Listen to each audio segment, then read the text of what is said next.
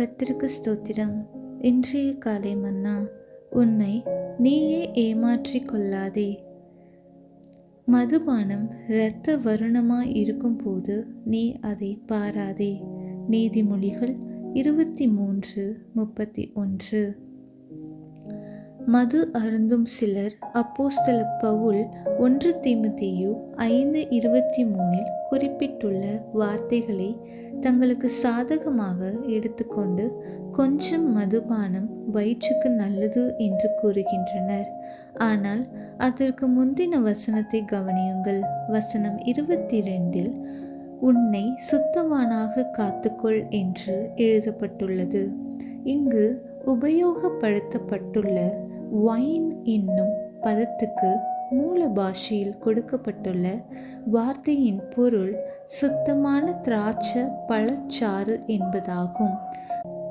மதுபானத்தை விருப்பத்தோடு பார்த்தலே பாவம் என்று வேத வாக்கியம் மிக தெளிவாக கூறும்போது அதில் ஒரு துளியேனும் அருந்துவது எவ்வளவு அதிக பாவமாயிருக்கும். தன் ஜீவியத்தில் ஒவ்வொரு காரியத்திலும் தேவனை பிரியப்படுத்த வேண்டும் என்று உண்மையாக வாஞ்சித்த தேவ பிள்ளை ஒருவர் இருந்தார். அவருடைய பிறந்த தினத்தன்று அவருடைய மகள் ஒரு கேக்கை அவருக்கு அன்பளிப்பாக கொடுத்தாள். அவர் அதை கொஞ்சம் சுவைத்து பார்த்தபோது அது ஒரு குறிப்பிட்ட சதவீதத்துக்கு அதில் மது சேர்க்கப்பட்டிருந்ததை உணர்ந்தார். ஆயினும் தன்னுடைய மகளை துக்கப்படுத்த மனமற்றவராக அவர் அதில் கொஞ்சம் சாப்பிட்டு அதன் மீதி பகுதியை குளிர்சாதன பெட்டியில் வைத்தார். அன்றிரவு அவர் ஒரு சொப்பனம் கண்டார். அந்த சொப்பனத்தில் அவர் பரலோகத்திற்கு சென்றார். பரலோகத்தின் நுழைவாயிலில் அவர் லாகா பரிசோதனையை கடந்து செல்ல வேண்டியதாய் இருந்தது. சுங்கலாகா அதிகாரி அவருடைய பெட்டியை திறந்து அதில் ஒரு பெரிய மதுபான புட்டி இருக்க கண்டு ஒரு சிறைச்சாலையை சுட்டி காண்பித்து அதுதான் உன்னுடைய இடம் என்று கூறினார். அதோடு அத்தேவ பிள்ளை விழித்து கொண்டார்.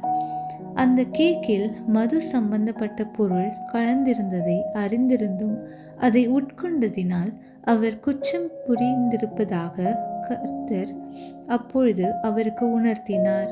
உடனே அவர் மனஸ்தாபப்பட்டு கர்த்தர் தன்னை மன்னிக்கும்படி மன்றாடி அந்த கேக்கை வீசி எறிந்து விட்டார்.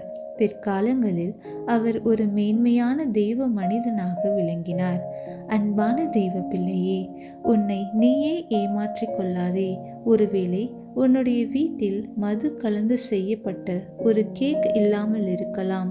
ஆனால் ஒரு மதுபான புட்டியோ ஒரு தொலைக்காட்சி பெட்டியோ சில நாவல் புத்தகங்களோ அல்லது உலக பிரகாரமான சில பத்திரிகைகளோ இருக்கக்கூடும். அப்படிப்பட்ட பரிசுத்தமில்லாத பொருள் ஏதாகிலும் உன்னுடைய வீட்டில் இருந்தால் நீ பரலோகத்தை சென்றடைவதை அது தடை செய்து விடாதவாறு இப்பொழுதே மனம் திரும்பி உண்மையான மனஸ்தாபத்துடன் அதை உன் வீட்டை விட்டு அகற்றி விடுவாயாக. ஆமீன்.